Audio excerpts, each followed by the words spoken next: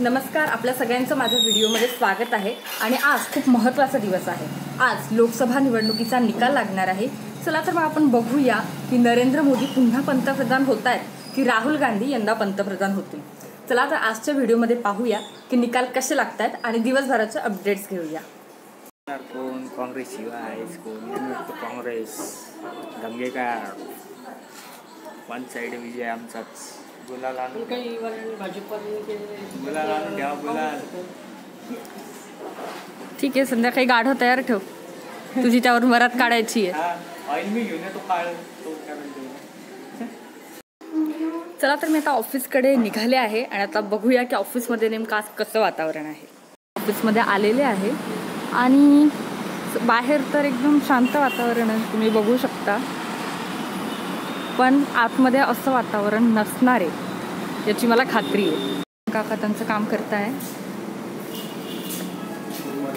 Good morning.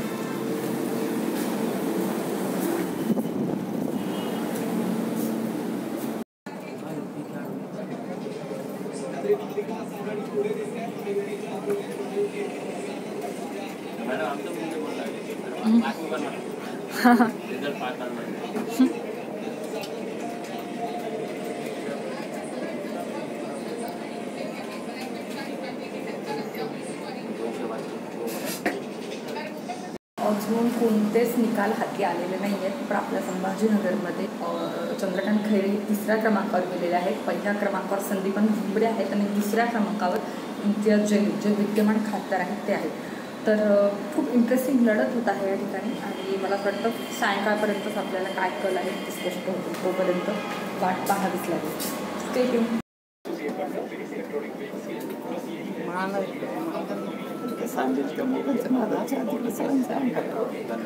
सगळ्यांसाठी ऑफिसमध्ये चहा आलेला आहे, कारण सगळे खूप कामात होते त्याच्यामुळे। तर आता सगळे चहा घेत आहेत।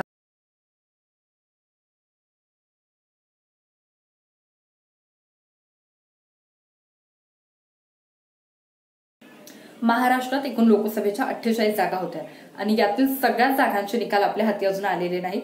तर यामध्ये जे निकाल आपल्या हाती आले तर त्यानुसार महाविकास आघाडीने 29 जागा महाराष्ट्रात जिंकल्या। महायुतीने महाराष्ट्रामध्ये एकूण 18 जागा जिंकलेल्या आहेत। म्हणजेच महायुतीचे पारडे हे जड आहे आणि महायुतीला महाराष्ट्रात जोरदार झटका बसलेला दिसत आहे।